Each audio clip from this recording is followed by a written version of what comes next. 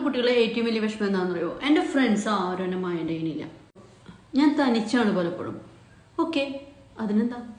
അതല്ല, ഞാനിങ്ങനെ ഒറ്റയ്ക്കിരിക്കുന്ന സമയത്തെ ഇവന്മാർ എന്നെ കാണിക്കാൻ വേണ്ടി മാത്രം എൻ്റെ മുന്നിൽ വന്നിട്ട് അവർ ഒന്നിച്ച് നിന്ന് ഫോട്ടോ എടുക്കുന്നു, ഫുഡ് ഷെയർ ചെയ്യുന്നു, ഭയങ്കര ഉച്ചത്തി വർത്താനം പറയുന്നു, കളിക്കുന്നു, ചിരിക്കുന്നു. അതൊക്കെ എന്നെ കാണിക്കാൻ വേണ്ടി മാത്രം. ഓക്കെ, അപ്പം നീ എന്ത് ചെയ്യും? ഞാനങ്ങനെ മൈൻഡ് ഒന്നും ചെയ്യാറില്ല. ഓക്കെ, അപ്പോൾ പിന്നെ നിന്നെ കാണിക്കാനായിട്ടാണ് ഇവർ ഇതൊക്കെ ചെയ്യണേ, നീ എങ്ങനെ അറിയണേ? അത് പിന്നെ എനിക്ക് ഇങ്ങനെ ഇരുന്ന് കഴിഞ്ഞാലും ഈ കണ്ണിൻ്റെ സൈഡിൽ കൂടെ കാണാലോ അവരെന്താ ചെയ്യണേ, എന്താ പറയണേന്നൊക്കെ.